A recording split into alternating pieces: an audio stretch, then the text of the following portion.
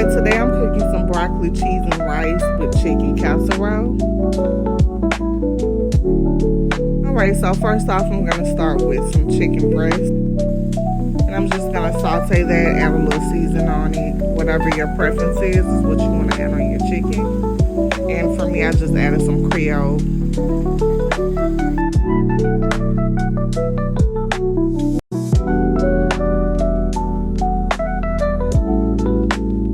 While the chicken is cooking, you want to cook your rice.